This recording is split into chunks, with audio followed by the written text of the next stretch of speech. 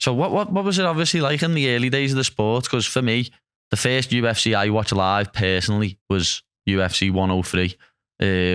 Rich Franklin versus Vitor Belfort. Obviously, you was competing in like UFC 13 and stuff. So what were the dark ages of the sport like? Because I wasn't even alive for some of it. Well, you know, when I first watched it was in 1993. I just graduated high school, and I said, what are these crazy bastards doing? Holy shit, these guys are just, they're mine. I never thought to be an MMA fighter, never wanted to be an MMA fighter.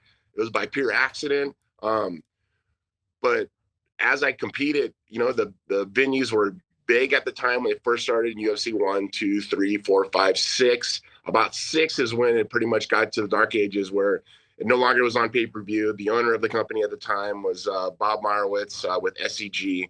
And he pretty much told Ted Turner that he's going to be bigger than him one day. And he don't care if he's on pay-per-view or not. And that kind of shot himself in the foot by doing that. And they were losing everything really, really quick. You know, they went from being 15,000 seat arenas to going to 3,000 seat arenas, and can't even fill up 3,000 seat arenas. And that's when I kind of got into the business. And, you know, there wasn't many fans. It was kind of the diehard fans at the time.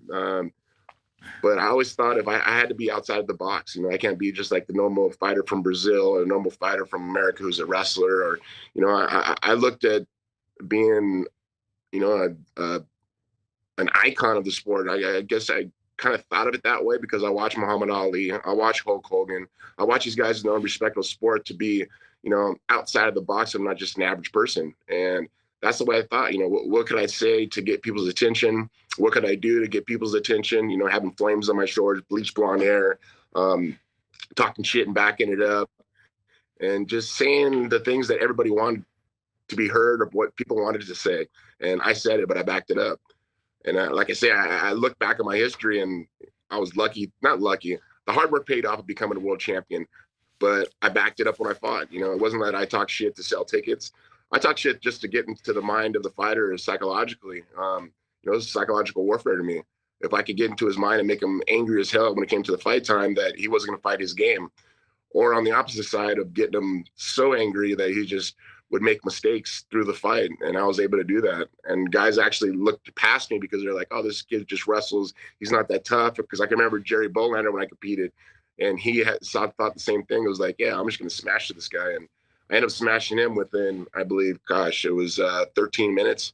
And that was back when there was only 3 weight classes. You know, it was 170 pounds and under. Then there was 199 pounds to 170. Then it was 199 and over was heavyweight. And that was the only weight classes they had. John Lewis, who was a friend of mine who did jiu-jitsu, or trained me in jiu-jitsu, black belt from Carlson Gracie. He was friends with Lorenzo Fertitta, Dana White, Frank Fertitta, and they had a conversation, and I guess they heard that the UFC was being sold. And they came up with $2.2 million and bought the UFC. And I was the champion at the time. They asked me, what would be the perfect weight class for you? And I said, it's really hard for me to get down to 199 pounds. If you can make it 205, that would be a blessing in disguise, and I'd be very thankful for it. So I was the first light heavyweight at 205 pounds. And reigned as world champion for, 5 consecutive times over 3.5 years. I found my calling. You know, I was, as a kid growing up, you know, my parents chose drugs over me. My father chose drugs over me. And I didn't want to let that hinder me. I didn't want to let that, make me a victim. And I wanted to be a victor, so I had to be successful. And once again, when I got into wrestling, that's what made me work hard. And when I got into fighting, it made me work more hard because I wanted to make sure that my future was going to be great. And UFC gave me the opportunity. When the Fertittas bought it, they bought it because of me. I was that brash. I was that, shining star to them, the poster guy that they wanted to put forward. And I was fortunate. They gave me an opportunity, and I ran with it. And, like I say, you fake it until you make it. And I wasn't faking it. I was putting my life on the line every fight that I went out there. And, cutting the weight was hard. That was probably half the battle. But I worked hard. I always went in either in the best shape of my life or off a small injury during my career. It went on later on because I trained so hard. I would put so much in the gym that I didn't really learn how quality was better than quantity. And as I got older, I kind of realized the quantity works way better than quality, or quality works way more than quantity. Because the more you work, the more stress you put on your body for injuries and so forth.